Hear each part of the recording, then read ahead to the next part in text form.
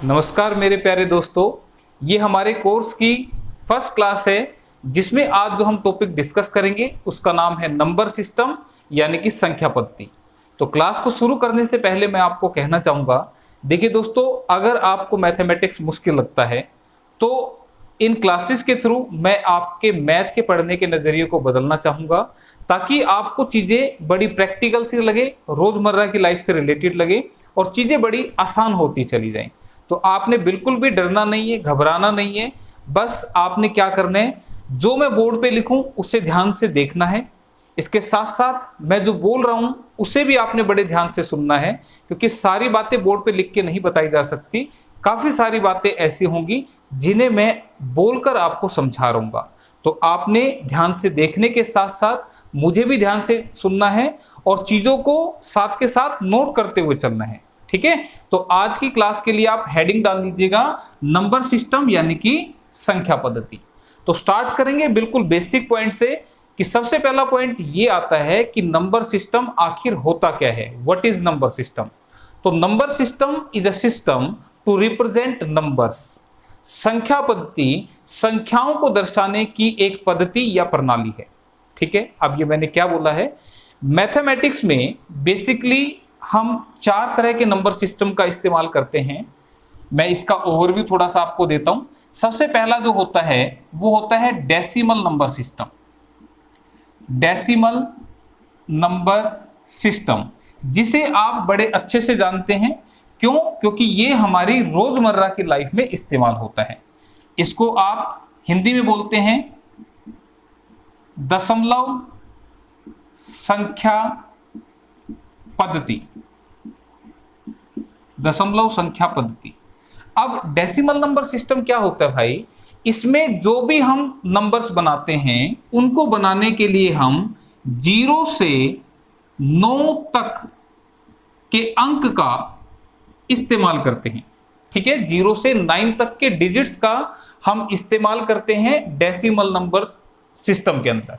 और 0 से 9 तक क्या आता है? 0 1 2 3 4 5 6 7 8 9 इन सभी अंकों का इस्तेमाल करते हैं। और ये जो टोटल है अंक 0 से 9, ये कितने अंक हैं? ये हमारे 10 अंक हैं। इसीलिए हम इसको दशमलव संख्या पद्धति बोलते हैं, ठीक है, डेसिमल नंबर सिस्टम बोलते हैं। तो 10 अंकों से मिलकर बना हुआ ये नंबर सिस्टम। और कैसे हम जानते हैं इसको? इसमें मैं कोई भी नंबर आपके सामने लिखता हूं तो आप उसको पढ़ना जानते हैं। कैसे? ये क्या लिखा है मैंने? ये लिखा है 123, 123। तो इसको हम रोजमर्रा की जिंदगी में इस्तेमाल करते हैं। तो इस सिस्टम को हम अच्छे से जानते हैं और यही हमारे कोर्स में है, इसे ही हमें पढ़ना है। लेकिन भाई मैं थोड़ा सा ओवरव्यू दे रहा हूं आपको ताकि पता लगे। दूसरा जो होता है हमारा वो बाइनरी नंबर सिस्टम होता है। इसके बारे में भी आपको पता होना चाहिए, कई बार यहां से क्वेश्चन आ जाता है। इंग्लिश में इसको बोलते हैं हम द्विआधारी संख्या पद्धति। अब देखो नाम से ही पता लगेगा, द्विआधारी, इसका मतलब जिसका आधार 2 हो। यानी कि इस नंबर सिस्टम के अंदर हम संख्याओं को बनाने के लिए केवल 2 डिजिट्स का इस्तेमाल, 2 अंकों का इस्तेमाल करते हैं। और वो 2 अंक कौन कौन से हैं? 0 और 1, ठीक है। इनका इस्तेमाल कंप्यूटर्स में डाटा को सेव करने के लिए होता है, ठीक है। कंप्यूटर में कोई भी डाटा हम सेव करते हैं तो वहां 0 1 का इस्तेमाल करते हैं। और जो डेसिमल नंबर सिस्टम था उसका बेस तो हम 10 लेते हैं, ठीक है। इसमें जो हम नंबर होता है उसको हम इस तरीके से लिखते हैं और इसका जो बेस होता है वो हम क्या लिखते हैं? 2 लिखते हैं। ये बेस रिप्रेजेंट करता है कि नंबर बनाने के लिए हम कितने डिजिट का इस्तेमाल कर रहे हैं। यहां पर बेस 2 है तो इसका मतलब हम 2 डिजिट का इस्तेमाल कर रहे हैं यहां पर, ठीक। अब ये मत सोचना कि ये लिखा हुआ है 10,110, ऐसा नहीं लिखा हुआ। ये एक पर्टिकुलर नंबर है। जब आगे हम पढ़ेंगे कन्वर्जन डेसिमल से बाइनरी और बाइनरी से डेसिमल, तब आपको इन बातों के बारे में पता लगेगा। लेकिन फिलहाल ये 10,110 नहीं लिखा हुआ, ये बाइनरी में एक नंबर को स्टोर किया हुआ है, ठीक है। तो 2 डिजिट्स का ही इस्तेमाल करके हम यहां संख्या को बना रहे हैं, ठीक। इसके बाद थर्ड जो हमारा होता है वो होता है हमारा octal number system. Octal number system, ठीक है।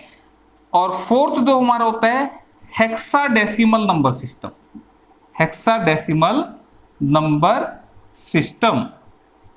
ठीक है भाई, तो इनका कोई इस्तेमाल नहीं है हमारे कोर्स में, हमें केवल ज्यादातर इसको पढ़ना है, लेकिन मैंने फिर भी आपको बता दिया कंप्यूटर एप्लीकेशंस में इस्तेमाल होते हैं। तो ओक्टल, ओक्टल का मतलब होता है 8, ठीक है, ओक्टा मतलब होता है 8। तो ओक्टल नंबर सिस्टम वो होता है जिसमें हम 8 डिजिट्स का इस्तेमाल करते हैं, और वो 8 डिजिट्स हैं कौन से? 0 1 2 3 4 5 6 7। तो 0 से लेके 7 तक के अंक हम इस्तेमाल करते हैं यहां पे नंबर्स को बनाने के लिए। तो ये हमारा हो गया ओक्टल नंबर सिस्टम। तो ये टोटल 8 लिखे हुए हैं। जबकि हेक्साडेसिमल सिस्टम में क्या होता है? हेक्सा मींस क्या? 16 जो है वो हेक्सा से रिलेटेड है। तो हेक्साडेसिमल नंबर सिस्टम में हमारे पास टोटल 16 डिजिट होते हैं। तो 16 कैसे होंगे भाई? 0 से 9 तक, 0 से 9 तक 10 डिजिट तो ये हो गए हमारे, ठीक है। इसके बाद और क्या होते हैं? फिर होता है हमारा A B C D E and F। 10 तो हमारे ये हो गए, A B C D E F 6 हमारे ये हो गए।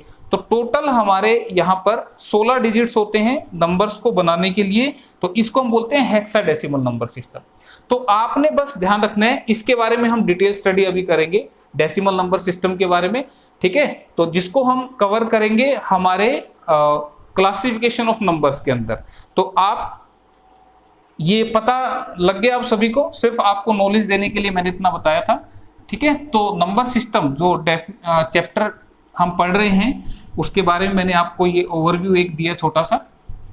तो अब आप हेडिंग डाल लीजिएगा, classification, classification of numbers, classification of numbers, जिसका मतलब क्या है? संख्याओं का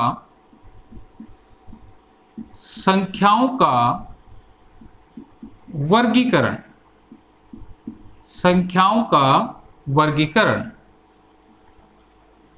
ठीक है भाई। अब देखो मैंने क्या बताया कि जो संख्याएं हैं जिन्हें हमें मैथमेटिक्स के अंदर पढ़ना है, तो उन संख्याओं को हमने अलग अलग कैटेगरीज में डिवाइड कर दिया, और इसी स्टडी को हम बोल रहे हैं क्लासिफिकेशन ऑफ नंबर्स। तो सबसे पहले जो हमारे नंबर्स हैं, जो हमारी संख्याएं हैं, इन संख्याओं को मैं पूरा एक चार्ट बना रहा हूं यहां पर। जो हमारे नंबर्स हैं, जो हमारी संख्या हैं, इन नंबर्स को हम 2 कैटेगरीज में डिवाइड करते हैं, ठीक है। सबसे पहले हम बोलते हैं इमेजिनरी नंबर्स, इमेजिनरी नंबर्स जिन्हें आप क्या बोलेंगे? काल्पनिक संख्याएं, काल्पनिक संख्याएं, ठीक है। सेकंड हमारी जो होंगी वो होंगे हमारे रियल नंबर्स, रियल नंबर्स जिन्हें आप क्या बोलते हैं? वास्तविक संख्याएं, वास्तविक संख्याएं। अब देखो भाई, आप जितने भी नंबर जानते हैं, ठीक है, जो भी आपने आज तक अपनी लाइफ में देखे, वो सारे होते हैं रियल यानी कि वास्तविक। लेकिन कुछ संख्याएं ऐसी होती हैं जो कल्पनाओं में होती हैं, ठीक है। इंसान कल्पना तो करता ही है ना। जैसे मान लो कहते हैं कि यार मेरी कटरीना कैफ से शादी हो जाए, अब होगी थोड़ी, पर ये कल्पना है, यानी कि वो कल्पनाओं में है, वास्तविकता में नहीं है। तो ऐसी संख्याएं जो कल्पनाओं में है उनको हम बोलते हैं इमेजिनरी नंबर्स, और जो बाकी बस सारी बच गई उन्हें हम क्या बोलते हैं? Real numbers. तो एक एक पॉइंट मैं अभी आपको समझाऊंगा कि कौन से ये होते हैं, कौन से ये होते हैं। फर्दर इस चीज को हम क्लासिफाई करते चलेंगे, ठीक है। तो अब देखो, सबसे पहले रियल नंबर क्या होते हैं? रियल नंबर वो होते हैं भाई, रियल नंबर क्या होते हैं? जिन्हें नंबर लाइन पर, जिन्हें नंबर लाइन पर दिखाया जा सकता है, जिन्हें नंबर लाइन पर दिखाया जा सकता है। बताऊंगा अभी सारे point. The number shown on number lines are known as real number. जिन्हें हम नंबर लाइन पे दिखा सकते हैं उन्हें हम क्या बोलते हैं, रियल नंबर्स बोलते हैं। अब नंबर लाइन क्या होती है, सबसे पहले तो ये बात जानना जरूरी है कि नंबर लाइन क्या होता है। ये जो मैंने लिखा नंबर लाइन क्या होती है भाई, देखो एक लाइन है, एक लाइन है बेसिकली जिस पर क्या लिखे हुए, नंबर्स लिखे हुए हैं। कैसे लिखे हुए हैं, यहां पर हम सबसे नीचे यहां बीच में लेते हैं 0, फिर लिखा है 1 2 3, इधर 4 और ये इधर आगे जा रही है, ठीक है, -1 -2 -3 -4, ठीक है, ये पॉइंट्स हैं यहां पे। तो इसका एक सिंपल सा एग्जांपल देता हूं भाई। आपने स्केल देखा है, स्केल पे आपके इस तरह से नंबर्स लिखे होते हैं 0 1 2 3 4 एंड सो ऑन, इस तरह से, और इनके बीच में फर्दर है ना 10 छोटे छोटे पॉइंट बने होते हैं, ठीक है। तो अब मैं यहां पर कुछ नंबर लिखता हूं और आप मुझे जवाब देना कि क्या हम इन्हें इन लाइन पर शो कर सकते हैं। इसके अलावा ये जो लाइन इधर एरो लग रहा है तो इधर ये बढ़ रही है और जाएगी कहां तक, अप टू इनफाइनाइट तक, प्लस इनफाइनाइट तक जाएगी। इधर ये लाइन माइनस इंफिनिटी तक जाएगी, ठीक है भाई, अनगिनत तक। बाकी इनफाइनाइट की कोई डेफिनेशन तो है नहीं, ठीक है। अनगिनत क्या है, तो अनगिनत पोजीशन की कोई डेफिनेशन नहीं है, बट ऐसा बोलते हैं। तो मैंने बताया कि ये प्लस इंफिनिटी तक जा रहे हैं और ये इधर माइनस इंफिनिटी तक जा रहे हैं। तो अब मुझे बताइए, मैंने कहा जो नंबर आप जानते हैं, जो आपने देखे हैं, अब वो कौन कौन से नंबर देखे, तो मुझे बताओ क्या 3 को इस पर दिखा सकता हूं मैं? बिल्कुल दिखा सकता हूं। कहां दिखा सकता हूं, ये लिखा हुआ भाई 3, ये 3 लिखा हुआ है तो दिखाया जा सकता है। क्या -4 इस पर दिखाया जा सकता है? बिल्कुल दिखाया जा सकता है। -4 कहां है, यहां लिखा हुआ है -4, ठीक है। इसके अलावा क्या 1/2 इस पर दिखाया जा सकता है? 1/2 का मतलब क्या, 1/2 का मतलब क्या है, आधा, ठीक है। 1/2 अगर मैं पॉइंट्स में लिखूं तो ये कितना बनेगा, 0.5। तो 1/2 को भी हम इस पर दिखा सकते हैं। अगर मैं इस फ्रैक्शन को ही इस पर दिखाऊं तो आप देखो 1 क्या होगा, यहां से लेके यहां तक का, ठीक है, सॉरी 2 क्या होगा, हाँ 1 क्या है भाई, ये पोर्शन। और हमें क्या देखना है, देखो 1 ऊपर वाला कौन सा है, यहां से लेके यहां तक का, ये पोर्शन आपका 1 है। लेकिन मुझे कौन सा देखना, 1/2। तो इस एक हिस्से का आधा अगर मैं कर दूंगा तो ये जो पोजीशन होगी ये होगी हमारी 0.5 यानी कि 1/2। क्लियर है, बात आ रही है समझ में। अब मैं तुम्हें अगर कहूं, ये हमने 1/2 को देखा, अगर मैं तुम्हें कहूं यहां पे कि मुझे 3/2 दिखाओ, तो 3/2 का मतलब क्या हुआ भाई, देखो 3 कहां से कहां तक है, यहां से यहां तक ये 3 हिस्से हैं। क्यों भाई, ये 3 हिस्से हैं ना, जैसे हमने इसमें एक हिस्सा देखा था ना और फिर उसका आधा कर लिया था, 2 हिस्सों में डिवाइड कर दिया था। तो 3/2 का मतलब क्या है, ये 3 हिस्से हैं, लेकिन हमें इसको 2 पार्ट्स में डिवाइड करना है। तो 3/2 कहां होगा, यहां पे होगा। और ये 3/2 का मतलब क्या होता है, 1.5 ही तो होता है। तो क्या ये पोजीशन 1.5 नहीं है, बिल्कुल ये 1.5 है। तो अगर ऐसे नंबर लिखा हो या डेसिमल में लिखा हो तो उसको भी हम इस लाइन पर रिप्रेजेंट कर सकते हैं। अब इसके अलावा क्या बात भाई, अब किसी के मन में ऐसा है कि सर जी √2 को भी क्या हम इस पे दिखा सकते हैं, तो बिल्कुल √2 को भी, वर्गमूल 2 को भी हम इस लाइन पर दिखा सकते हैं। कैसे दिखाएंगे उसके लिए मैं आपको एक बार समझा देता हूं सॉरी, √2। अब देखो आपको √2 समझने के लिए ना एक पाइथागोरस थ्योरम होती है। क्या होती है मैं थोड़ा सा बता देता हूं। पाइथागोरस थ्योरम क्या कहती है कि अगर एक समकोण त्रिभुज के अंदर, राइट एंगल ट्रायंगल के अंदर, ये अगर हमारा x है, ये y है, तो ये वाली जो चीज होगी इसको हम कैसे निकालते हैं, ये समकोण त्रिभुज है, राइट एंगल ट्रायंगल है। तो पाइथागोरस थ्योरम कहती है कि ये जो क्वेश्चन मार्क है ये क्या होता है, x² + y² के रूट के बराबर होता है। ये पाइथागोरस थ्योरम है, ठीक है। ये क्यों सिखाई, इसी से मैं √2 आपको दिखाऊंगा। देखो कैसे, देखो ये 0 से 1, ये 1 सेंटीमीटर दूरी होगी, ठीक है। 1 ही सेंटीमीटर मैंने ये ऐसे खींच लिया परपेंडिकुलर, ठीक है। तो 1 सेंटीमीटर ये हो गया, 1 सेंटीमीटर ये हो गया। तो पाइथागोरस थ्योरम से अगर मैं इसको ज्वाइन करता हूं तो ये वाली साइड हमारी कितनी निकलेगी, 1² + 1² का रूट। तो 1² + 1² कितना बनेगा, √2। तो ये √2 बन गया। क्लियर है? तो √2 अगर ये हमारा बन गया तो अब देखो मैं तुम्हें कहूं कि एक पल के लिए अगर ये मेरी एक लाइन है, इस लाइन को मैं अगर बढ़ाऊं और बढ़ाऊं तो ये नीचे की तरफ कैसे, अगर मैं चाप लगाऊं ना प्रकार से ऐसी चाप, तो नीचे की तरफ कहां आएगी? यहां आएगी। देखो ऐसे आएगी कि नहीं आएगी? इस तरह से ये डिनोट हो जाएगी। अगर मैं प्रकार से यहां से ऐसे चाप लगाऊं तो ये यहां पे जाएगी। तो ये वाला जो पॉइंट होगा, this point is known as √2। इस नंबर लाइन पे ये जो पॉइंट होगा इसको मैं क्या बोलूंगा? √2। और आप देखिए, आपको पता हो अप्रोक्स वैल्यू √2 की होती है 1.414। ठीक है, ये √2 कितना होता है? 1.414। तो अब तुम खुद अज्यूम करके देखो, ये 1 है, ये 2 है, इसके बीच में ही तो कहीं 1.414 होगा। तो इसका मतलब मैं √2 वाली संख्या को भी यहां पर डिनोट कर पा रहा हूं। क्लियर है? तो हमने कौन कौन से नंबर देखे? सिंपल नंबर भी देखा हमने, पॉजिटिव, नेगेटिव नंबर भी देखा हमने, पॉइंट वाला नंबर भी देखा, यहाँ पे फ्रैक्शन का नंबर भी आप इसको बोल सकते हैं कि भिन्न वाला नंबर भी हमने देखा, रूट वाला नंबर भी हमने देखा, उसको भी हम यहाँ पे ड्रॉ कर सकते हैं। √3 को भी आप इस तरह से ड्रॉ कर सकते हैं। यहाँ पर √3 ये कैसे होगा, मैं इसके बारे में भी थोड़ा सा बता देता हूं। √3 कैसे होगा, अगेन वो इस तरीके से आप करेंगे। कैसे? देखो ये नंबर लाइन है हमारी, ठीक है, ये पॉइंट हमारा 0 है, ये यहां से यहां तक ये हमारा √2 था भाई, अभी हमने देखा था। ये पोजीशन कितनी थी हमारी? √2 थी, अभी हमने ड्रॉ की थी। अगर मैं यहां पर 1 सेंटीमीटर ऐसे लंबी खींच दूं, परपेंडिकुलर खींच दूं, तो तुम देखो ये वाला जो पॉइंट होगा, ठीक है, ये जो लाइन होगी, अब पाइथागोरस थ्योरम से मैं इस लाइन को कैसे लिखूंगा? √2 का स्क्वायर प्लस 1 का स्क्वायर का रूट, और √2 का स्क्वायर से ये कट जाएगा तो ये बनेगा 2 + 1, ये कितना आ जाएगा? √3 आ जाएगा। इसका मतलब यहां से यहां तक ये जो लाइन है ये कितनी है? √3 है।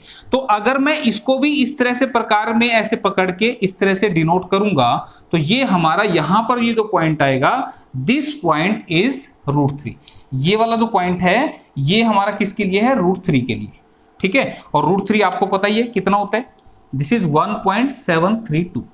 तो मैं आपको यही बताना चाह रहा हूं कि देखो ये 2 के नजदीक चला गया ना, 1.7 2 के नजदीक है ना, तो ये जो पॉइंट है ये √3 के लिए है।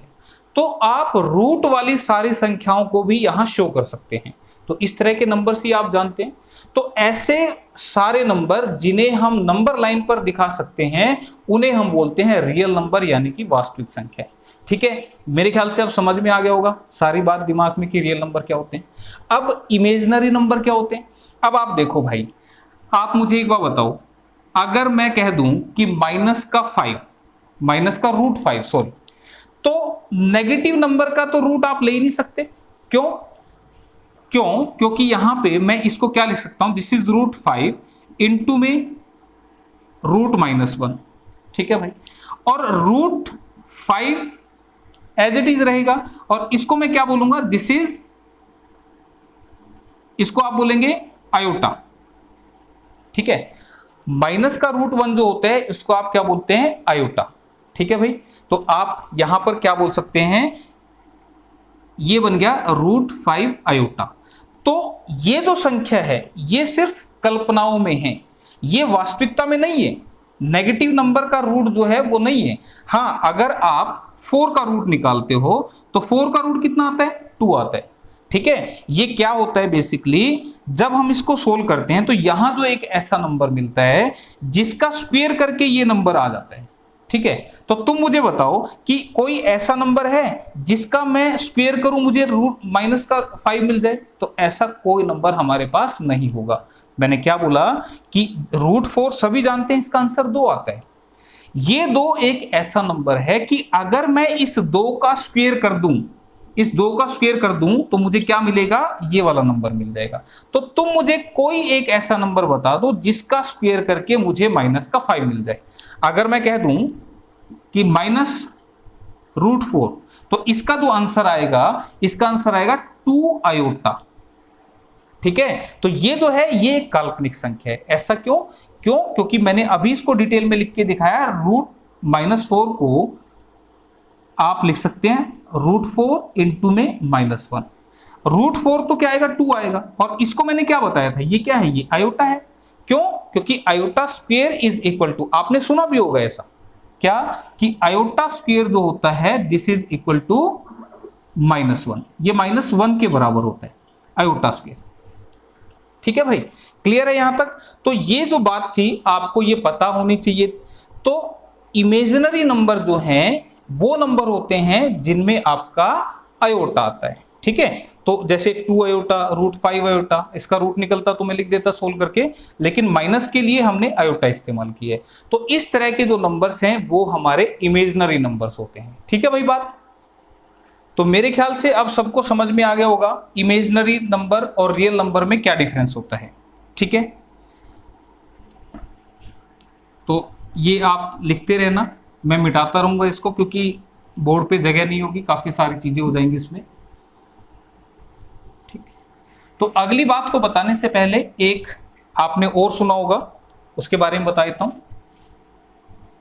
कॉम्प्लेक्स नंबर, कॉम्प्लेक्स नंबर जिसे आप सम्मिश्र संख्याएं बोलते हैं, सम्मिश्र संख्याएं। तो भाई कॉम्प्लेक्स नंबर यानी कि सम्मिश्र संख्या क्या होती हैं, इसको भी आप जान लें। अगर हम रियल नंबर और इमेजिनरी नंबर को मिक्स कर दें तो इन दोनों के मिक्सचर से जो नंबर बनते हैं उनको हम बोलते हैं कॉम्प्लेक्स नंबर, जो किस फॉर्म में होते हैं, a प्लस आयोटा b। ठीक है, जैसे मैंने लिख दिया 2 + 3 आयोटा। ठीक है, तो ये जो नंबर होंगे इन दोनों के जो कॉम्बिनेशन से बनेंगे इनको हम क्या बोलते हैं, कॉम्प्लेक्स नंबर यानी कि सम्मिश्र संख्याएं। ठीक है भाई, तो यहां तक बात अगर समझ में आ गई तो इमेजिनरी नंबर से तो हमें कोई लेना देना नहीं है, इनका तो कोई इस्तेमाल नहीं है, लेकिन हमें रियल नंबर्स का इस्तेमाल करना है। तो फर्दर हम रियल नंबर्स को आगे बढ़ाते हैं। रियल नंबर को फर्दर हम 2 कैटेगरी में डिवाइड करते हैं। कौन कौन से हैं? एक है इर्रेशनल नंबर, इर्रेशनल नंबर यानी कि अपरिमेय संख्या, अपरिमेय संख्या, और दूसरे हैं हमारे रैशनल नंबर यानी कि परिमेय संख्या। ठीक है भाई, रियल नंबर्स को फर्दर 2 कैटेगरी में डिवाइड किया, एक इरेशनल नंबर यानी कि अपरिमेय संख्या और एक रैशनल नंबर जिसे आप क्या बोलते हैं, परिमेय संख्या। ठीक है, अब देखो भाई, अब इनके बारे में मतलब समझते हैं। रैशनल नंबर क्या होते हैं, जिन्हें p/q की फॉर्म में लिखा जा सके, जिन्हें p/q की फॉर्म में लिखा जा सके, where p and q are integers, जहां p तथा q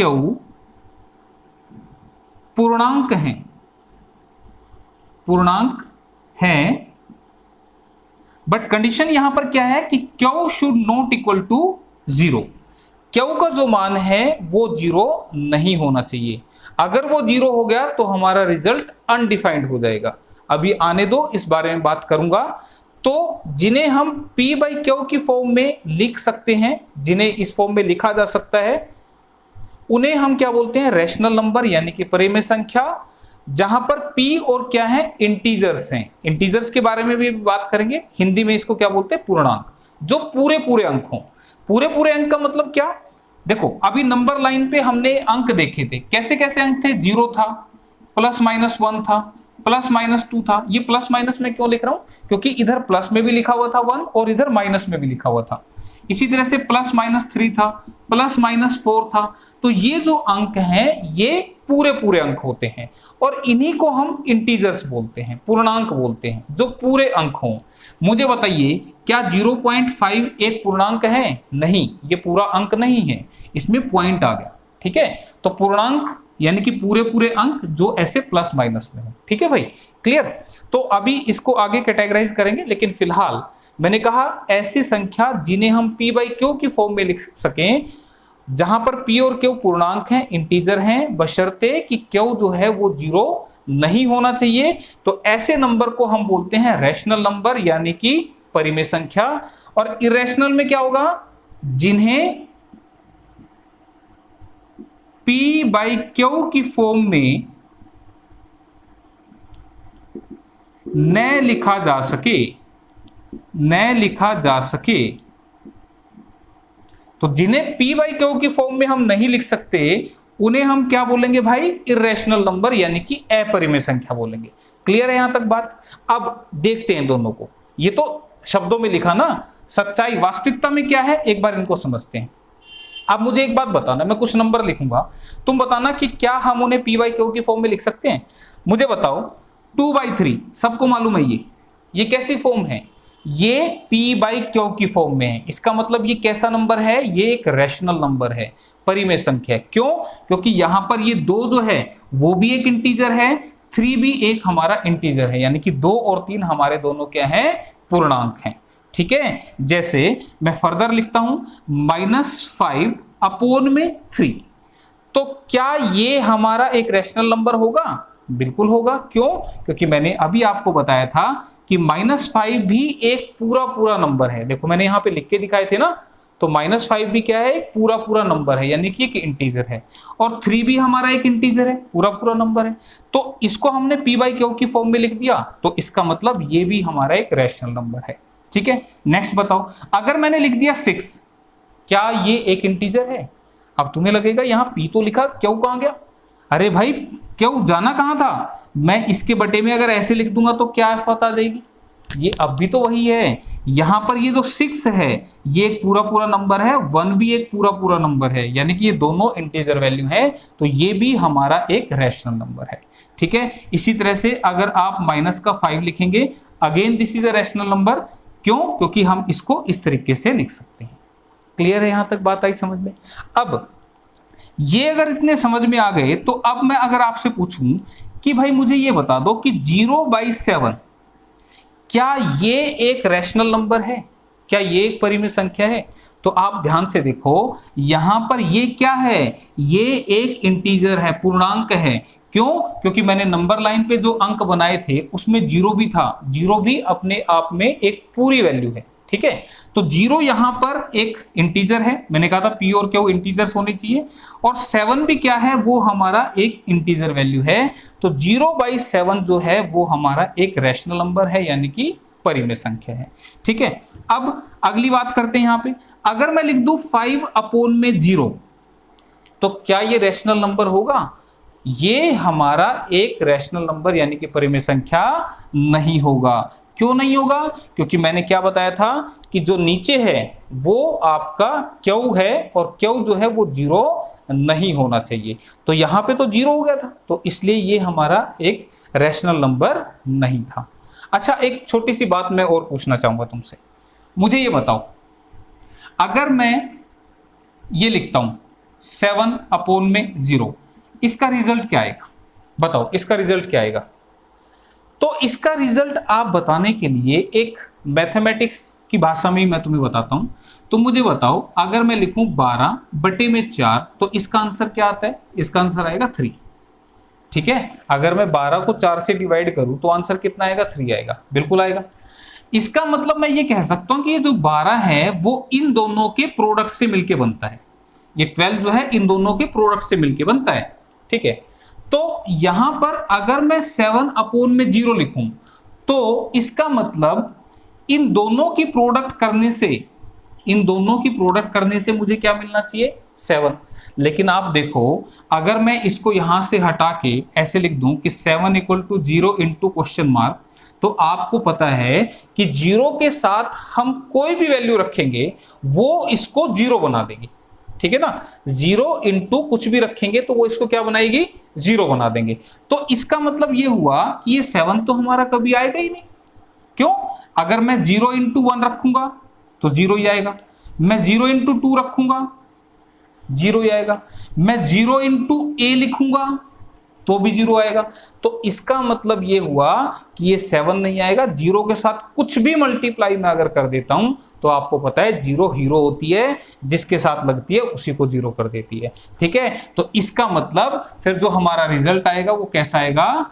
अनडिफाइंड, ठीक है, जिसे हम ज्ञात नहीं कर सकते, ठीक है, जिसे आप ऐसे बोलते हो ना इन्फिनिटी आएगा, ठीक है, तो यहां पे इन्फिनिटी नहीं, यहां पे अनडिफाइंड रिजल्ट आएगा, ठीक है, क्लियर है ये बात। तो इसलिए यहां पे 7/0 जो है वो हमारा एक रेशनल नंबर नहीं होगा। तो इस तरीके से अनडिफाइंड आता है। तो यहां तक बात अगर आपको समझ में आ गई तो अब मैं फिर से तुमसे पूछता हूं, तुम मुझे बताओ फिर से 0/0 क्या होगा? 0/0 क्या रेशनल नंबर होगा, परिमेय संख्या होगी?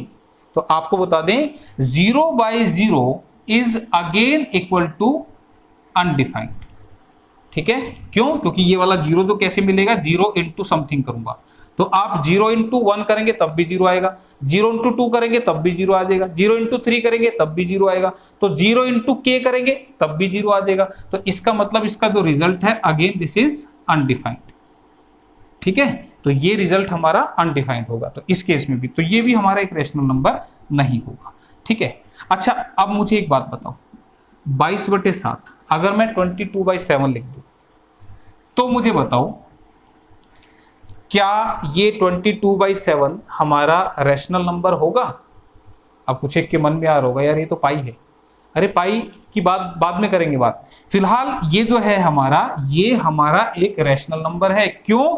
क्योंकि 22 एक इंटीजर यानी कि पूरा पूरा अंक है और 7 भी हमारा एक पूरा पूरा अंक है, तो इसलिए 22/7 जो है वो हमारा एक रेशनल नंबर है यानी कि परिमेय संख्या है, ठीक है। तो आपने याद रखना है इसको, ये हमारा एक रेशनल नंबर है, ठीक है। तो मेरे ख्याल से अब आपको पता लग गया होगा कि ये रेशनल नंबर कौन कौन से होते हैं। हालांकि मैं कुछ और रेशनल नंबर्स भी बता देता हूं यहां पर, जैसे और एग्जांपल मैं यहां लिख रहा हूं, इधर लिख रहा हूं एग्जांपल इसके बाकी 0.333 और इस तरह से। क्या ये रेशनल नंबर है? बिल्कुल ये भी रेशनल नंबर है। कैसे? इसको मैं लिख सकता हूं 3/9, इसको हम सोल्व करके 3/9 लिख सकते हैं। कैसे लिख सकते हैं वो बाद में बात करेंगे, लेकिन इसको जब हम सोल्व करेंगे यू विल गेट 3 एकम 3, 3 तिया 9, 1/3। इसका मतलब अगर मैं 1 को 3 से डिवाइड करूंगा तो जो नंबर हमें दिखेगा वो 0.333 इस तरह का आता दिखेगा, और हमारे पास एक भी एक पूर्णांक है, इंटीजर है, और 3 भी एक पूर्णांक है। तो 0.33333 ये भी हमारी क्या है, एक इंटीजर वैल्यू है, ठीक है। जैसे मैंने लिख दिया 0.555 इस तरह से, तो इस 0.55 को तुम क्या लिख सकते हो, 5/9, ठीक है। तो 5/9 ये कैसे सोल्व हुआ बाद में बताऊंगा, लेकिन फिलहाल 0.55555 इस तरह से आ रहा है, इसको हम लिखते हैं 5/9। आप करके भी देख लो, अगर आप 5 को 9 से डिवाइड करोगे तो ये जो रिजल्ट देगा 0.5555 देगा, ठीक है। तो इसका मतलब ये भी कैसा है, इंटीजर है, ये भी कैसा है, इंटीजर है, पूर्णांक है ना ये पूरे पूरे अंक, तो ये भी हमारा क्या है, एक रेशनल नंबर है, परिमेय संख्या है। लेकिन अगर मैं ऐसा कह दूं कि ये आ गया, इधर लिखते हैं 0.13592318643 इस तरह से लिख दिया, तो तुम मुझे बताओ क्या मैं इसको ऐसे लिख सकता हूं? अब तो ये नहीं लिखा जाएगा, क्यों? इसको तो हमने लिख दिया, आगे बताऊंगा कैसे होगा, लेकिन इसको तो हम ऐसे लिख नहीं सकते ना, क्योंकि यहां पर कुछ भी रिपीट नहीं कर रहा। तो ऐसे नंबर जिसमें ये p/q की फॉर्म में नहीं लिखा जा सकता उसको हम बोलते हैं इरेशनल नंबर, अपरिमेय संख्या। और एग्जांपल इसके देते हैं, जैसे मैंने लिखा √2 यानी कि वर्गमूल 2, ये क्या होगा 1.414 इस तरह से। आपको बता दूं 1.414 हम मैथमेटिक्स में इस्तेमाल करते हैं, आप कैलकुलेटर में लिख के देखना √2 वर्गमूल 2 लिख के देखना, इस तरह से आगे और भी बड़ा रिजल्ट आएगा। तो इसको भी आप ऐसे यहां पे p/q की फॉर्म में नहीं लिख सकते, ठीक है। अभी और क्लासिफिकेशन करेंगे इसकी। तो ये जो है ये हमारी कैसी है, अपरिमेय संख्या है। इसके अलावा जो सबसे मेन पॉइंट है वो क्या है, अगर मैं आपको कह दूं पाई, अब तुम्हारे मन में ये आएगा कि भाई पाई तो जो होता है वो 22/7 होता है। आपको बता दें ये 22/7 नहीं होता, दिस इज इक्वल टू 3.14 इस तरह से आपने देखा होगा। तो ये जो 3.14 है दिस इज अप्रोक्स वैल्यू, ठीक है, सॉरी यहां पे इस तरह से ये अप्रोक्स, इसको नहीं लिखेंगे, इसको इसको आपने देखा होगा कि पाई जो होता है, यहां लिख रहा हूं मैं, एक मिनट, चलो यहां लिख देते हैं। पाई जो होता है 22/7, आपके मन में जैसे मैंने पाई लिखा ऐसा आया होगा कि पाई 22/7 हो गया। आपको बता दूं ये जो वैल्यू है this is approximate value, approximate value. ये जो है पाई का एक लगभग मान है, ठीक है, ये एग्जैक्ट वैल्यू नहीं है। तो आप ध्यान रखना, यहां पर यह क्वेश्चन पूछा जा सकता है कि पाई कैसी है, एक अपरिमेय संख्या है या परिमेय संख्या है, इरेशनल है रैशनल है। तो जिस बच्चे के मन में ऐसा आया कि पाई तो 22/7 होता है, 22/7 एक इरेशनल नंबर है, मैं एग्री करता हूं, लेकिन पाई की वैल्यू 22/7 एग्जैक्ट नहीं होती, अप्रोक्सीमेट होती है। तो मैं यहां पे कहूंगा कि पाई जो है वो एक इरेशनल नंबर है। इसको अगर आप सोल्व करते हैं तो 3.1416 इस तरह से ही आगे सोल्व होता हुआ चलता है, ठीक है। तो ये जो है हमारा इरेशनल नंबर है, इसे आपने याद रखना है, ठीक है। एक छोटा सा क्वेश्चन आखिरी जल्दी से, उसके बाद बताना मुझे बताओ √16 ये कैसा है, ये इरेशनल है कि रैशनल है? अब तो समझ में आ गया होगा आपको, बताओ जल्दी से। इसको सोल्व करूंगा तो ये कितना आएगा, 4 आएगा। तो 4 जो है इसको मैं 4/1 लिख सकता हूं ना, लिख सकता हूं कि नहीं लिख सकता, लिख सकता हूं। तो इसका मतलब ये एक रैशनल नंबर है। तो गलती मत कर देना, कभी रूट में जो भी संख्या दिखे और तुम कह दो ये अपरिमेय है। भाई जिसका रूट पूरा पूरा नहीं निकलेगा, जैसे √3, √5, √7, √11, ये वाले जो नंबर हैं ये हमारे होंगे इरेशनल, ठीक है। तो मेरे ख्याल से आपको रैशनल और इरेशनल अब अच्छे से समझ में आ गए होंगे, परिमेय संख्या और अपरिमेय संख्या क्या होती है। तो फिलहाल मैं इनको मिटा रहा हूं, काफी सारे एग्जाम्पल हमने यहां पे देख लिए। अब मैंने कई सारे नंबर आपको लिख के दिखा दिए जिनसे आपको आइडिया हो गया कि हमारी परिमेय संख्या यानी कि इरेशनल नंबर कैसे होते हैं। तो फर्दर इस इरेशनल नंबर को हम कैटेगराइज कर लेते हैं, ठीक है। किस में करेंगे, इसको करेंगे हम डेसिमल नंबर में, और दूसरा हम इसको कैटेगराइज करेंगे इंटीजर्स में, जिसको आप क्या बोलते हैं, दशमलव संख्या, डेसिमल नंबर को, और इंटीजर्स को आप क्या बोलते हो भाई, पूर्णांक, ठीक है। तो मैं यहां खाली कर लेता हूं, थोड़ा सा समझाऊंगा अब इनको अलग अलग समझाऊंगा। देखो ये चार्ट बनता आ रहा है हमारा, ठीक है, ये एक किस्म का चार्ट बनता आ रहा है। तो अब हम बात करते हैं सबसे पहले डेसिमल नंबर की, ठीक है। यहां समझा रहा हूं भाई, डेसिमल नंबर यानी कि दशमलव संख्या। अब देखो ये जो डेसिमल नंबर होते हैं ना हमारे, इनको हम जो है 3 कैटेगरी में डिवाइड करते हैं, ठीक है। वो 3 कैटेगरी कौन कौन सी है, ध्यान रखना। इन डेसिमल नंबर की हम 3 कैटेगरी लेते हैं, ऐसे लिख लेते हैं। फर्स्ट जो कैटेगरी है उसको हम बोलेंगे टर्मिनेटिंग डेसिमल, टर्मिनेटिंग डेसिमल यानी कि शांत दशमलव, ठीक है। सेकंड हम ले लेते हैं इसमें non terminating but repeating,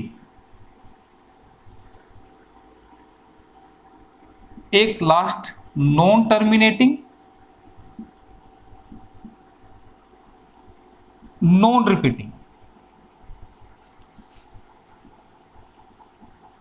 non terminating non repeating, ठीक है। यानी कि अशांत दशमलव, शांत वो जो टिक के बैठ गया, अशांत वो जो टिक नहीं रहा, ये अशांत दशमलव है।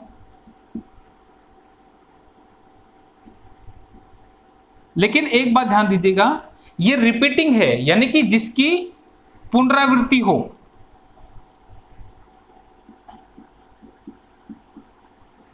पुनरावृत्ति, पुनरावृत्ति का मतलब जो रेकरिंग है, बार बार आ रहा है, ठीक है, जिसकी पुनरावृत्ति हो। यहां पे ऐसे लिख लेते हैं, पुनरावृत्ति ना हो, जिसमें रेकरिंग यानी कि बार बार रिपीटिशन ना हो, उसको हम बोलते हैं non terminating non repeating. Clear है? अब देखो टर्मिनेटिंग डेसिमल का मतलब क्या, आपने देखा होगा यार, सिंपल सी बात है, मैंने लिखा 0.5, तो ये क्या है, ये एक टर्मिनेटिंग डेसिमल है। या अगर मैं कहूं कि 2 को 5 से डिवाइड करो, तुम 2 को जब 5 से डिवाइड करोगे तो ये 0.4 पे खत्म हो जाएगा ना, आगे तो नहीं जाएगा। जब आप 2 को 5 से डिवाइड करेंगे तो ये 0.4 पे खत्म हो जाएगा। जैसे मैं फिर से कहूं कि अगर मैं कहूं कि तुम 4 को 5 से डिवाइड करो तो ये 0.8 पे पूरा खत्म हो जाएगा, आगे तो नहीं जाएगा। तो ये वाला जो डेसिमल होता है इसको हम बोलते हैं शांत दशमलव। ठीक है, यानी कि ये आगे नहीं जा रहा, ये यहीं पे खत्म हो गया। इसके बाद बात आती है नॉन टर्मिनेटिंग बट रिपीटिंग। अब नॉन टर्मिनेटिंग बट रिपीटिंग कैसा होता है, जैसा कि मैंने अभी लिखा था 0.3333 इस तरह से। ठीक है, ये क्या है, ये टर्मिनेट नहीं हो रहा। टर्मिनेट का मतलब जो रुक जाना, यानी कि जैसे ये रुक गया था ना, आगे नहीं जा रहा था, लेकिन यहां पर ये तो रुक ही नहीं रहा। तो मैंने कहा था इसको हम रोकते हैं कैसे, इसके ऊपर ऐसे बार लगा देते हैं, जो रिपीट करते हैं ना उसके ऊपर हम बार लगा देते हैं। ठीक है, तो यहां पे इसको ही हम सोल्व करते हैं, तो इसको लिखते हैं 3/9। तो ये बाद में बताएंगे इसके बारे में, जब मैं आपको डेसिमल फ्रैक्शन पढ़ाऊंगा ना तब इसके बारे में डिटेल में बात करेंगे। फिलहाल तो हम हमारे नंबर सिस्टम के अंदर अलग अलग टाइप के जो नंबर जो हमें मैथमेटिक्स में पढ़ने हैं उनको हम देख रहे हैं। तो ये हमारा 3/9 है। ठीक है, तो इसको जब हम सोल्व करेंगे तो दिस इज 1/3। तो मैंने बताया भी था कि जब आप 1/3 को सोल्व करेंगे तो ये इस तरह का आएगा। ठीक है, अभी पीछे एग्जाम्पल में समझाया था जब मैं रैशनल नंबर बता रहा था। अशांत दशमलव अभी हमने कर लिया। तो अशांत दशमलव कैसा था, जैसे अभी हमने लिखा था 0.5321439112 एंड इस तरह से, जिसमें कुछ भी क्या है रिपीट ना हो। अच्छा, इसमें एक बात और ध्यान रखना, ऐसा कुछ नहीं है कि एक ही डिजिट जो है वो रिपीट करेगा, ये एक से ज्यादा भी हो सकते हैं। जैसे मैंने कहा कि नॉन टर्मिनेटिंग में 0.272727 इस तरह से भी हो सकता है। तो 0.27 का मतलब क्या, 27/99, 27/99। तो 9 3 27, 9 11 99। तो जैसे ही आप कैलकुलेटर में करके देखना 3/11, तो स्क्रीन पे 0.27272727 इस तरह का आएगा।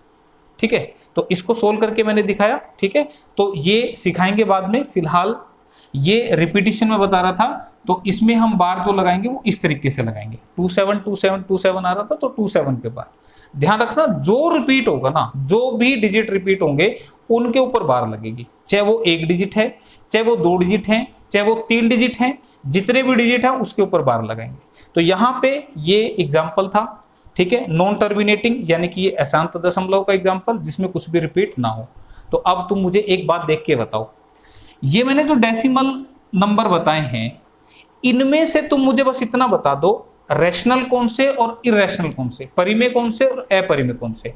तो आपको बता दूं, ये दोनों जो हमारे हैं ना, ये वाले, ये हैं हमारे कैसे, रैशनल यानी कि परिमेय। ठीक है, और ये वाले जो होते हैं ये हमारे कैसे होते हैं, इरेशनल यानी कि अपरिमेय। ठीक है, तो ये याद रखना, रूट वाली जो संख्याएं होती हैं, और मैंने एग्जांपल बताया था पाई को भी आपने याद रखना है, √2, √3, √5 एंड सो ऑन, इस तरह से ये सारे नंबर हमारे नॉन टर्मिनेटिंग नॉन रिपीटिंग होते हैं। ठीक है, अब ये डेसिमल वाला पार्ट समझ में आ गया। तो अब हम बात कर लेते हैं इंटीजर्स के बारे में। ठीक है, ये आप इनके नीचे लिख सकते हो, ऐसे फर्दर बना के लिख सकते हो, मैं लिखूंगा तो फिर नीचे बोर्ड जो है वो खत्म हो जाएगा। तो आप अपने नोट्स में प्रॉपर लिख लेना इनको, मैंने तुम्हें ये समझा दी।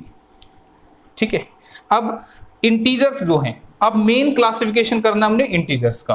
तो इंटीजर्स के लिए मैं इसको एक बार मिटाना चाहूंगा। ठीक है, आप इसको बना लेना यहां तक। इंटीजर्स के बारे में क्लासिफिकेशन करते हैं हम, यानी कि इंटीजर्स में कौन कौन से आ रहे हैं। ये थोड़ा सा बड़ा है। इंटीजर्स जिसको आप क्या कहोगे भाई, पूर्णांक। जो पूरे पूरे अंक होते हैं उनको आप बोलते हैं इंटीजर्स यानी कि पूर्णांक। ठीक है भाई, देखो, तो इंटीजर कैसे होते हैं यहां लिख दे रहा हूं मैं। इधर आएंगे ये -4, -3, -2, -1, 0, 1, 2, 3, 4, इधर माइनस इंफिनिटी से आ रहे हैं, उधर प्लस इंफिनिटी की तरफ चले गए। तो ये पूरे पूरे अंक हैं, इसलिए हम इनको क्या बोलते हैं, इंटीजर्स यानी कि पूर्णांक। ठीक है, अब यहां से फर्दर कुछ नंबर्स अलग अलग हमने निकाल दिए। वो कौन कौन से हैं, जैसे अगर मैं कह दूं हमारे नेचुरल नंबर्स जिनको आप क्या बोलोगे भाई, प्राकृतिक संख्याएं कौन कौन सी होती हैं भाई, ये 1, 2, 3, 4। अच्छा एक चीज और भाई, इससे पहले है ना कुछ 1 मिनट इसको बताता हूं। अभी यहां पर जो इंटीजर्स है ना, इनको हमने बेसिकली 3 पार्ट में डिवाइड किया है। कौन कौन से, मैं यहीं पर बना के दिखा रहा हूं इसको। ये जो है ना हमारा पार्ट, ये वाला इसको हम बोलते हैं नेगेटिव इंटीजर्स। ठीक है, यानी कि ऋणात्मक पूर्णांक। जो माइनस वाले हैं इनको हम क्या बोलते हैं, नेगेटिव इंटीजर्स, ऋणात्मक पूर्णांक। ठीक है, ये तो पॉजिटिव हैं सारे, पॉजिटिव इंटीजर्स, ये आगे जो भी होंगे इनको हम क्या बोलते हैं भाई, पॉजिटिव इंटीजर्स, जिसको आप क्या कहेंगे, धनात्मक पूर्णांक, इनको बोलेंगे धनात्मक पूर्णांक। ठीक है, और बची क्या, जीरो जो होती है भाई, ना तो वो नेगेटिव होती ना ही वो पॉजिटिव होती। तो जीरो कैसी होती है, न्यूट्रल। ठीक है, मैंने बताया अभी, जीरो ना तो नेगेटिव होती ना ही पॉजिटिव होती। इसको हम नेगेटिव नंबर के साथ भी इस्तेमाल कर सकते हैं और इस जीरो को हम पॉजिटिव नंबर के साथ भी इस्तेमाल कर सकते हैं। तो जीरो को ध्यान रखना, ये न्यूट्रल होती है, ना तो ये धनात्मक होती ना ही ये ऋणात्मक होती।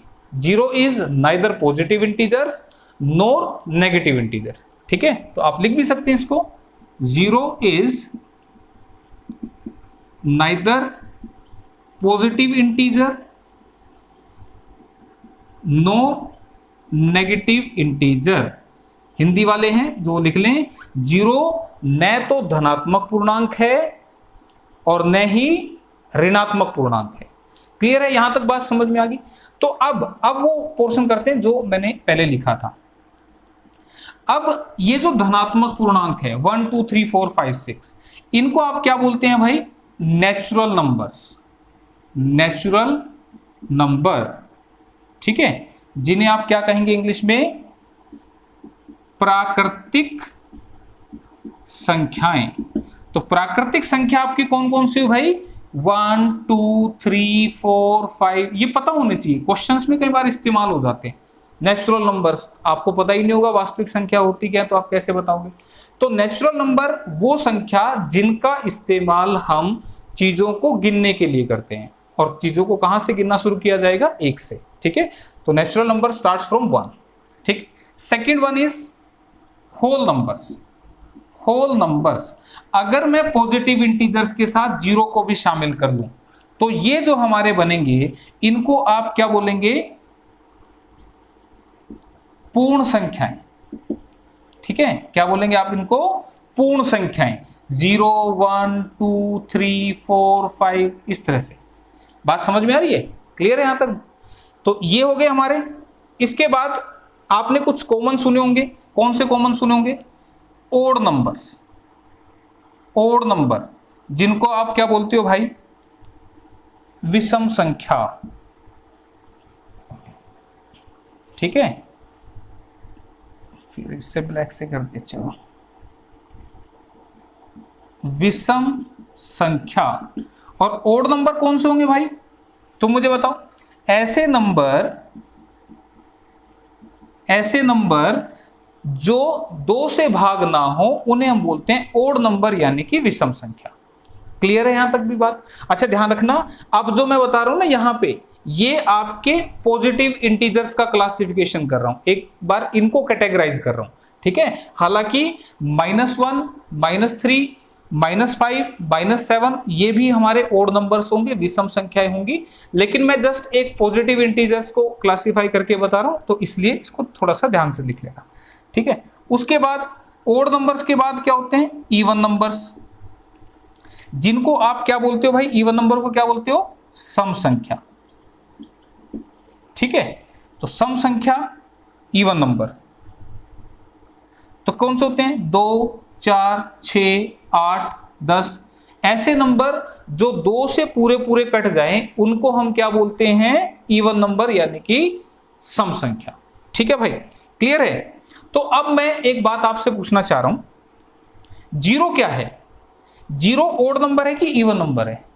तो आपको बता दूं, जीरो जो होती है वो हमारा एक इवन नंबर होता है। अब ये ऐसे कैसे होता है भाई इवन नंबर, ये पता होना चाहिए आपको, मैं एक बार बता देता हूं, ठीक है। अब मुझे एक बात बताओ, सिंपल सी बात करना, ठीक है।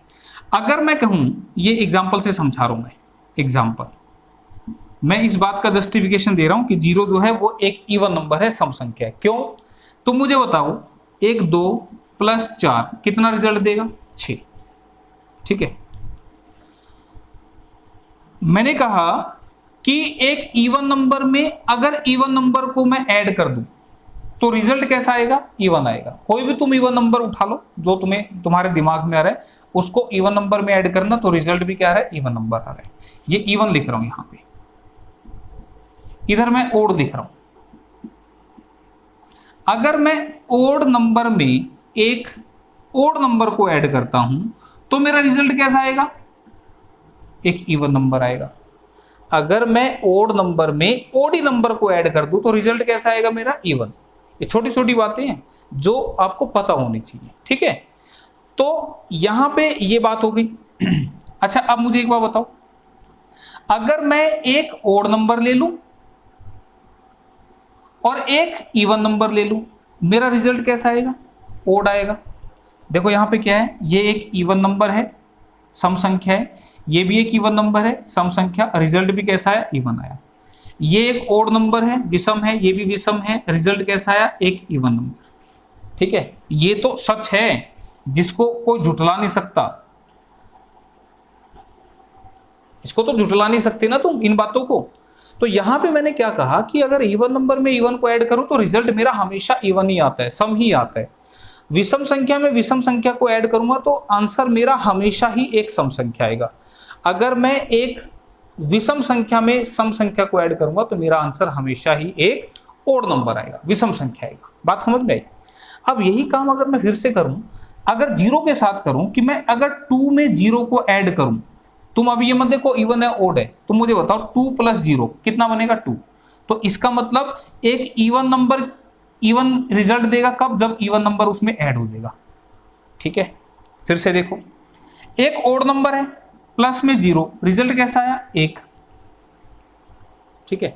अगर मैं कहूं कि ये ओड नंबर है और ये 0 भी ओड है, तो ओड नंबर मिलकर कैसा आना चाहिए था, इवन आना चाहिए था, पर ये तो नहीं आया। इसका मतलब फिर ये बात तो गलत है। इसका मतलब 0 जो है, ये जो 0 है, ये ओड यानी कि विषम नहीं हो सकती। क्यों, क्योंकि अगर ये विषम होगी तो फिर मेरा रिजल्ट इवन आना चाहिए था, ये तो ओड आ रहा है। इसका मतलब ये बात गलत है कि 0 एक ओड नहीं हो सकती। फर्दर चलते हैं आगे। मैंने कहा 1 + 0, रिजल्ट कितना आएगा, 1। यानी कि एक ओड नंबर में मैं इवन वैल्यू को जोड़ रहा हूं, तब मेरा रिजल्ट ओड आ रहा है। मैंने कहा 0 जो है वो इवन है। भाई 0 अगर इवन है तभी तो मैं इसको ऐड कर रहा हूं, तो मेरा जो रिजल्ट आ रहा है वो एक ओड वैल्यू आ रहा है। ऊपर वाली बात सेटिस्फाइड हो रही है, बात समझ में आई। ये बात अगर तुम्हें समझ में आ गई तो अब इसी को, जैसे मैंने प्लस करके दिखाया ना, इसी को यहां से ये जस्टिफाई हो रहा है कि जो 0 है वो ओड नहीं है, इवन है। फिर से देखो, अगर मैंने कहा 2 × 4 कितना आएगा, 8, ठीक है। मैंने लिखा 1 × 5 कितना आएगा, 5। मैंने लिखा 2 × 3 कितना आएगा, 6, ठीक है। अब मैं यहां से क्या बताना चाह रहा हूं कि अगर इवन नंबर की इवन से सम संख्या की सम संख्या से मल्टीप्लाई होगी, रिजल्ट भी सम संख्या ही आएगा। अगर ओड नंबर की ओड नंबर से मल्टीप्लाई होगी तो रिजल्ट भी ओड ही आएगा, बिल्कुल। अगर इवन नंबर और ओड नंबर मल्टीप्लाई करेंगे तो रिजल्ट आपका एक इवन नंबर आएगा। यही बात हो रही है ना, ठीक है। तो अब मुझे एक बात बताओ, मैंने कहा कि 0 इवन नंबर है, तो मुझे बताओ 2 गुना 0 रिजल्ट कैसा है 0। तो इवन नंबर की, फिर से लिखता हूं, अगर इवन नंबर की, मैंने कहा 0 अगर इवन है तो मल्टीप्लाई करके इवन ही तो आ रहा है, तो इसका मतलब तो ये बात सही है कि 0 इवन नंबर है। फिर से देख रहे हैं, अगर मैं कह दूं कि ओड नंबर की मैं 0 को ओड मान लूं तो 1 गुना 0, तो रिजल्ट कैसा आ रहा है, एक भी ओड है, ये भी हमारा ओड है, ये ओड, ये ओड, और रिजल्ट भी कैसा आ रहा है, ओड आ रहा है। इस केस में आ रहा है, लेकिन पिछले में तो कैंसिल हो गया था। आगे देखते हैं, एक बार चलने तो दो। अगर मैं कह दूं कि इवन नंबर की मल्टीप्लाई ओड से कर दें, अगर मैंने कहा, अगर यहां पर ये सही है, तो मैंने कहा ये हमारा कैसा है, इवन नंबर है, ये हमारा कैसा है, ओड है। मैंने कहा 0 अगर ओड होती तो रिजल्ट कैसा आ रहा है, रिजल्ट कैसा आ रहा है 0। तो रिजल्ट कैसा आया, इवन आ गया, नहीं ओड आ गया ना, ओड लिख लो इसको। ये रिजल्ट कैसा आ गया, ओड। कैसे, फिर से सुनो ध्यान से। अगर 0 मेरी ओड है, चलो यहां ये बात सेटिस्फाइड होगी, मैं मान गया कि भाई कि ओड विषम संख्या की 0 अगर ओड है, विषम है, तो मल्टीप्लाई करके 0 ही आ रहा है, ओड ही नंबर आ गया, यही कह रहा था। लेकिन अगर 0 ओड है तो इवन नंबर के साथ ओड नंबर जब मल्टीप्लाई करता है तो रिजल्ट तो फिर इवन आता है, लेकिन यहां तो ओड आ गया। क्यों, 2 इंटू 0, 2 इंटू 0 तो 0 आ गया, और 0 को मैंने ओड माना हुआ है, तो फिर ये तो बात गलत होगी ना। इसका मतलब जो 0 है वो ओड नहीं है, वो कैसी है, इवन है। इवन है, इसलिए मैंने यहां पे बताया कि सम संख्या में हमारा 0 भी शामिल होगा, ठीक है। तो क्या ये बात समझ में आ गई। तो 0 के बारे में भी हमने थोड़ा सा देख लिया, क्योंकि मैंने आपको कहा था कि मैं आपको सारी बातें समझाऊंगा, बशर्ते कि आप ध्यान से सुने, समझें, सब कुछ समझ में आएगा, ठीक है। और कोई भी डाउट अगर तुम्हारा रहे तो फिर वो बताना, आपकी सारे डाउट्स को अच्छे से क्लियर किया जाएगा। तो ये नंबर हो गए हमारे। अब अगला पॉइंट देखते हैं, ओड हो गए, इवन हो गए। अब अगले जो आते हैं हमारे, वो होते हैं हमारे प्राइम नंबर। प्राइम नंबर जिसको आप क्या बोलोगे भाई, अभाज्य संख्या, अभाज्य संख्या। सारे नंबर्स के बारे में बता रहा हूं मैं तुम्हें। एक प्राइम होते हैं, एक हमारे कंपोजिट होते हैं। लेकिन पहले प्राइम नंबर्स को देखते हैं। प्राइम नंबर क्या होते हैं, नंबर्स हैविंग ओनली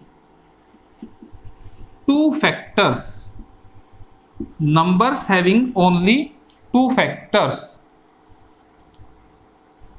संख्याएं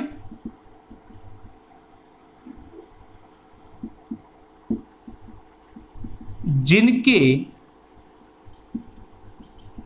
केवल 2 गुणनखंड हो, संख्याएं जिनके केवल 2 गुणनखंड हो, उनको हम क्या बोलते हैं, प्राइम नंबर यानी कि अभाज्य संख्या बोलते हैं। क्लियर है, ये बात समझ में आ रही है तुम्हें। अब समझ में नहीं आ रही तो सुन लो। यहां पर ये फैक्टर्स यानी कि गुणनखंड होते क्या हैं, देखो भाई, सिंपल से शब्दों में बताऊंगा मैं। फैक्टर्स यानी कि गुणनखंड किसी भी नंबर के वो सब संख्या होती है जिनसे वो नंबर डिवाइड हो जाता है। जैसे अगर मैं बात करूं 6 की, तो 6 देखो 1 से भी डिवाइड होता है, कोई भी संख्या 1 से तो डिवाइड होगी, 1 से भी डिवाइड होता है, 2 से भी होता है, 3 से भी होता है, 6 से भी होता है। तो ये जो 1 2 3 6 हैं, ये सब नंबर, इनको ही हम गुणनखंड यानी कि फैक्टर्स बोलते हैं। तो कोई नंबर जिन नंबर से डिवाइड होगा वो सारे क्या होंगे, उसके फैक्टर्स होंगे। तो यहां पे हमने बात करनी थी किसकी, प्राइम नंबर्स की। तो प्राइम नंबर के लिए मैं कुछ नंबर लिख रहा हूं, 1 2 3 4 5, ठीक है, दिख रहे हैं यहां तक, 6 7 8 9 10, लेट यहां तक ले लेते हैं।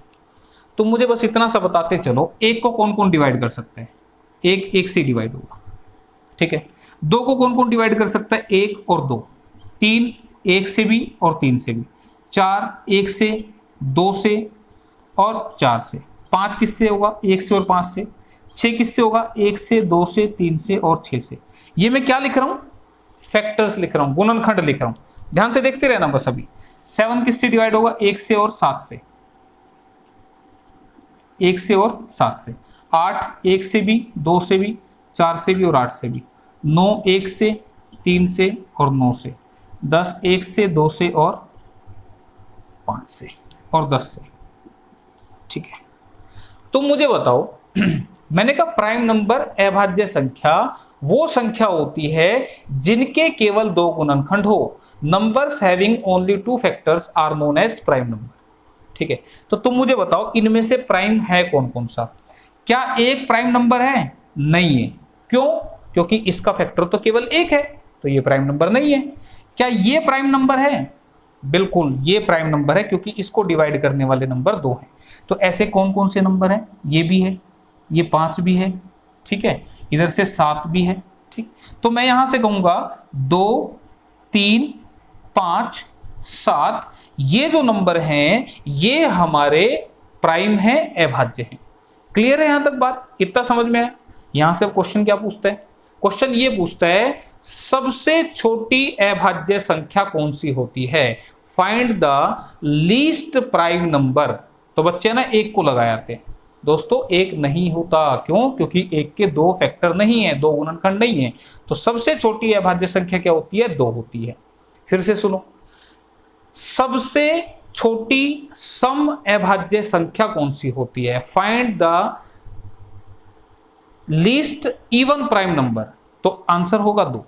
इसके बाद जितनी भी अभाज्य संख्याएं ना दोस्तों, सारी ही कैसी होंगी? आपकी ओड होंगी, विषम होंगी, यानी कि 2 से नहीं कटेंगी। ठीक है, 2 ही सबसे छोटी सम अभाज्य संख्या है। इतनी बात समझ में? अब यहां पर देखो, जैसे प्राइम नंबर होते हैं ना, मैंने ऐसे एक और बताए थे, इधर से तो लिख लिया होगा, इनको मैं मिटा दे रहा हूं, इधर बता देता हूं उसको, इसी से जस्टिफाई हो जाएगा, दोबारा नहीं लिखना पड़ेगा। जैसे प्राइम नंबर होते हैं ना, ऐसे ही हमारे कंपोजिट नंबर भी होते हैं, जिनको आप क्या बोलते हैं? भाज्य संख्या। अब ये कंपोजिट नंबर क्या होते हैं भाई? Numbers having more than 2 factors. Numbers having more than 2 factors, संख्याएं, या सीधा लिख देता हूं, जिनके 2 से अधिक गुणनखंड हों। जिनके 2 से अधिक गुणनखंड होंगे, यानी कि फैक्टर 2 से ज्यादा होंगे, वो कैसे होंगे? कंपोजिट होंगे, भाज्य होंगे। ठीक है, तो अब मुझे इनमें से देख के बताओ सबसे छोटी भाज्य संख्या क्या होगी? द लीस्ट कंपोजिट नंबर कौन सा होगा? 4। 1 नहीं बोलना। अरे भाई 1 का केवल 1 ही फैक्टर है, 1 ही गुणनखंड है। मैंने कहा गुणनखंड 2 से ज्यादा होने चाहिए, फैक्टर 2 से ज्यादा, तो 4 ही हमारा वो सबसे छोटा नंबर है। ठीक है, तो 4 हमारा सबसे छोटी भाज्य संख्या है, इसे याद रखना। कई बार क्वेश्चन पूछ लेता है और ऑप्शन में 2 भी लिखा होता है, बच्चे उस 2 को लगा जाते हैं, बोला 2 सबसे छोटी भाग होने वाली। तो ऐसा नहीं है भाई, सबसे छोटी भाज्य संख्या कौन सी है? 4 है। ठीक है, फिर से सुनो क्वेश्चन ध्यान से, सबसे छोटी विषम भाज्य संख्या कौन सी होगी? Find the least odd composite number. विषम होना चाहिए सबसे छोटा। अब वो कौन सा होगा? जवाब होगा हमारा 9। ठीक है, वैसे 4 के बाद कौन कौन से कंपोजिट नंबर होंगे? हमारे 4 के बाद आएगा 6 होगा, उसके बाद 8 होगा, 9 होगा, 10 होगा। लेकिन अगर बात करूं विषम की, ओड की, तो सबसे छोटा ओड कौन सा होगा? वो कौन सा होगा? 9 होगा। तो क्वेश्चंस की लैंग्वेज को ध्यान रखना, कैसे कैसे क्वेश्चन बन सकते हैं, मैं थोड़ा सा तुम्हें बता रहा हूं। तो इतनी बात अगर तुम्हें कंपोजिट और प्राइम की समझ में आ गई, तो अब यहां से बात किसके बारे में आती है? 1 के बारे में। एक जो है नीदर प्राइम नोर कंपोजिट, नीदर प्राइम नोर कंपोजिट, न तो भाज्य न अभाज्य। तो ये आपने ध्यान रखना है, एक ना तो भाज्य संख्या है और ना ही अभाज्य संख्या है। One is neither prime NOR composite. इतना समझ में आ गया तुम्हें?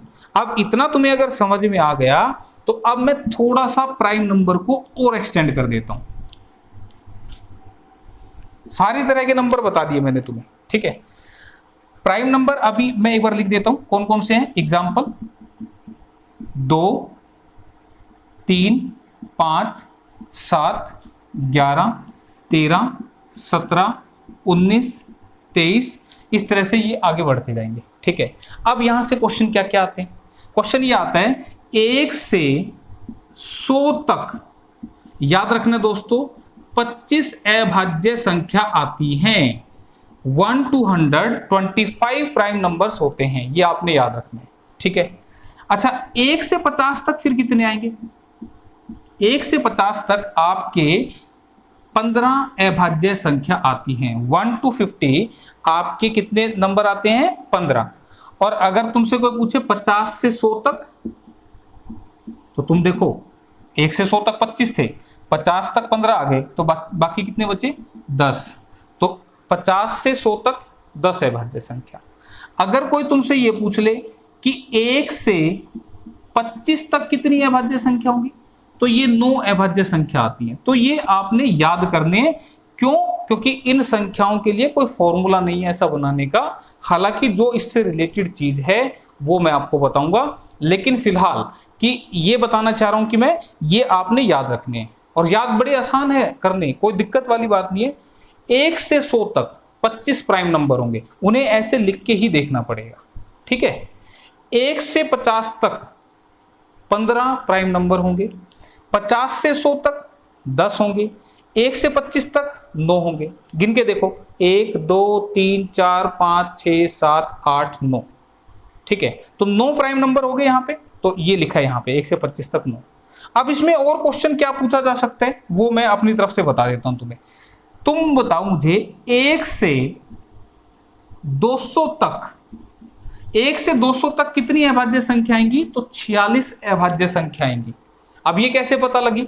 आप गूगल पे सर्च कर लेना, ये ऐसे लिख के ही देखनी पड़ेगी, तभी आपको पता लगेगा कि 1 से 200 तक 46 अभाज्य संख्या आती है, ठीक है भाई, याद रहेगा, ठीक। और अगर और ज्यादा, हालांकि इतना पूछेगा नहीं, पर तुमने कुछ खास स्पेशल पढ़ाई करनी है तो उसके लिए लिख रहा हूं।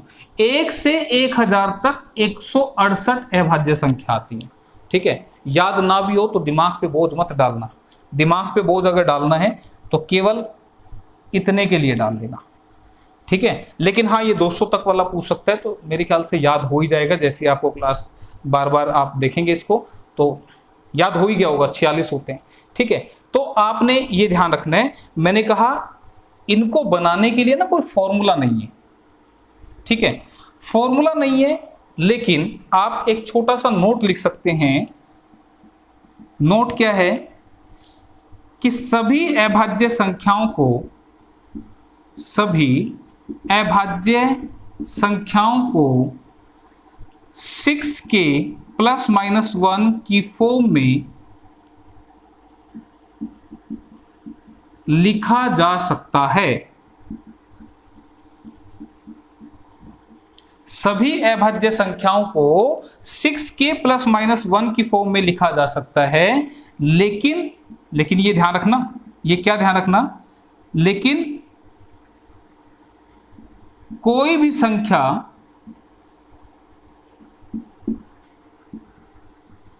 जिसे 6 के +-1 में लिखा हो अभाज्य हो भी सकती है और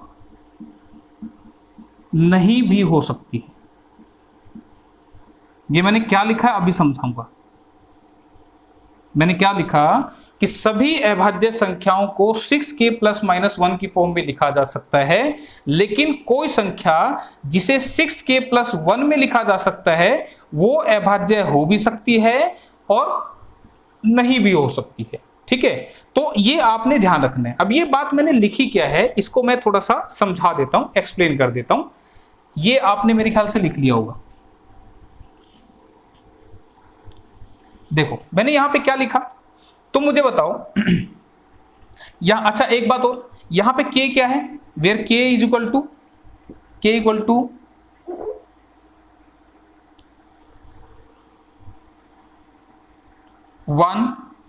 2 3 4 इस तरह से।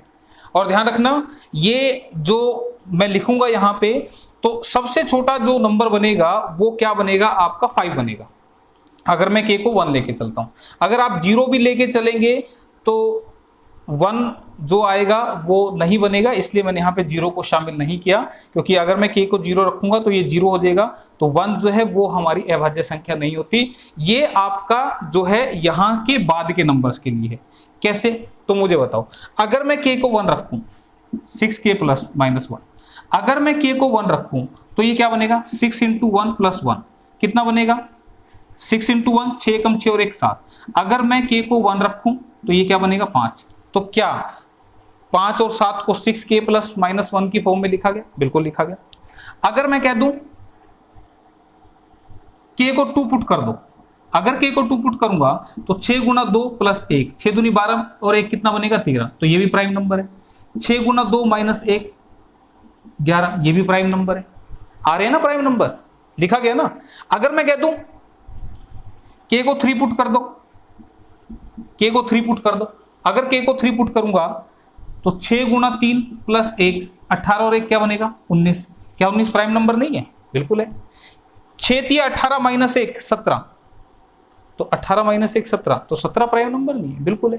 तो आप जो भी प्राइम नंबर है उसको 6k प्लस 1 की फॉर्म में लिख सकते हैं, लेकिन मैंने कहा अगर कोई संख्या 6k प्लस माइनस 1 की फॉर्म में लिखी हुई हो तो जरूरी नहीं है कि वो अभाज्य होगी। इसका एग्जांपल क्या, जैसे मैंने लिख दिया k को अगर मैं 4 पुट कर दूं तो क्या बनेगा 6 गुना 4 प्लस 1, 6 चौके 24 और 1 25। तो मुझे बताइए क्या 25 एक अभाज्य संख्या है, नहीं है। तो मैं यही बात बता रहा हूं आपको कि अगर मैं कोई भी नंबर इस फॉर्म में लिख रहा हूं तो जरूरी नहीं है कि वो भाज्य हो या वो अभाज्य हो या नहीं, ऐसा कोई कंडीशन नहीं है कि जरूरी नहीं है वो कि अगर किसी संख्या को इस फॉर्म में लिखा गया। हाँ, जितने भी प्राइम नंबर है, जितनी भी अभाज्य संख्या है, उन्हें हम 6k प्लस 1 की फॉर्म में लिख सकते हैं। ये मैं आपको बताना चाह रहा था। क्लियर है, मेरे ख्याल से बात समझ में आ गई होगी। बस छोटी सी बात और कर लेते हैं, क्लास वैसे काफी लंबी हो गई, तो जस्ट छोटी सी बात करते हैं। इस पे क्वेश्चन आ जाता है इसलिए बता रहा हूं, प्राइम नंबर से रिलेटेड ही है। एक होते हैं को प्राइम नंबर और रिलेटिवली प्राइम नंबर, जिसको आप इंग्लिश में क्या बोलोगे भाई, इसको आप बोलते हैं सह अभाज्य संख्या, को प्राइम नंबर या रिलेटिवली प्राइम नंबर जिसको आप बोलते हैं सह अभाज्य संख्या। और एक हम और डिस्कस करेंगे ट्विन प्राइम नंबर्स, ठीक है, ट्विन प्राइम नंबर, ठीक है। तो हिंदी में क्या बोलते हैं देख लेना, मैं बता देता हूं, समझ जाओगे तुम उससे। को प्राइम नंबर क्या होते हैं, ऐसे दो नंबर जिनमें एक के अलावा कुछ भी कॉमन ना हो। मैंने क्या बोला, ऐसे दो नंबर जिनमें एक के अलावा कुछ भी कॉमन ना हो, वो हमारे होते हैं को प्राइम नंबर, ठीक है। या मैथमेटिक्स की टर्म में आप ऐसा बोल सकते हैं, ऐसे दो नंबर जिनका HCF 1 हो, उन्हें हम को प्राइम यानी कि सह अभाज्य संख्या बोलते हैं। तो अब आप मुझे बताइए, और सिंपल शब्दों का इस्तेमाल करूं, ये दोनों नंबर एक के अलावा क्या किसी एक नंबर से कट रहे हैं? तो मुझे बताओ, क्या 2 एकम 2 2 दूनी 3 होता है? नहीं होता ना। तो किसी एक नंबर के पहाड़े में नहीं आ रहे ना दोनों नंबर। तो ये हमारे कैसे हैं, को प्राइम है, यानी कि रिलेटिवली को प्राइम भी बोल सकते हैं, ठीक है। ये 5 और 9, अब 9 तो हमारा एक भाज्य संख्या है, ठीक है, ये हमारा एक कंपोजिट नंबर है, लेकिन 5 और 9 किसी एक सिंगल नंबर के पहाड़े में नहीं आते, तो इसलिए ये कैसे हैं, को प्राइम है। ये भी को प्राइम है। अब देखो 9 भी कटने वाला नंबर है, 14 भी, लेकिन कोई एक नंबर 1 के अलावा ऐसा नहीं है जिससे ये दोनों कटते हों, तो इसलिए हम इनको क्या बोलेंगे, को प्राइम बोलेंगे। क्लियर है, ये बात समझ में आ गई होगी मेरे ख्याल से। अच्छा तुम मुझे बस इतना बता दो, 6 और 9 क्या ये को प्राइम है? नहीं है। क्यों नहीं है? क्यों? क्योंकि 3 दूनी 6, 3 3 9, 3 से दोनों कट रहे हैं ना, तो ये को प्राइम नहीं है। तो मेरे ख्याल से अब ये समझ में आ गया होगा। ट्विन प्राइम क्या होते हैं? ये ट्विन प्राइम नंबर वो होते हैं जिनमें आपका 2 का गैप हो, जैसे 3 5, 5 7, ठीक है, 11 13। ये जो है आप देखो यहां पे गैप कितने का है, कितने का है? 3 + 2 5, 5 + 2 7, 11 + 2 13। तो यहां पर तो देखो प्राइम भी हो सकते थे, कंपोजिट भी हो सकते थे। इसमें जो नंबर लिखे हुए हैं ये दोनों नंबर हमारे भाज्य और अभाज्य कोई भी हो सकते हैं। कैसे? ये देखो ये अभाज्य है, ये भाज्य है, अभी समझा दिया ना मैंने पहले इसको। इसमें कोई भी हो सकते हैं, लेकिन किसी एक सिंगल नंबर से नहीं कटने चाहिए, 1 के अलावा। लेकिन इसमें क्या होंगे, इसमें दोनों अभाज्य ही होंगे, लेकिन इन अभाज्य संख्याओं का जो गैप है वो कितने का होना चाहिए? 2 का होना चाहिए। तो ऐसे नंबर को हम ट्विन प्राइम नंबर्स बोलते हैं। तो ये जो था, ये आपके जो मैथमेटिक्स में आप नंबर पढ़ेंगे उनका एक क्लासिफिकेशन था, वर्गीकरण था, कौन कौन सी टाइप के नंबर होते हैं, किस किस कैटेगरी में उनको रखा जाता है, ये पूरा हमने इस लेक्चर के अंदर देखा। तो ये आज की हमारी फर्स्ट क्लास थी। तो आज की इस क्लास में बस इतना ही। तो अगली क्लास में बाकी हम इसको आगे फिर कंटिन्यू करेंगे। थैंक यू, धन्यवाद।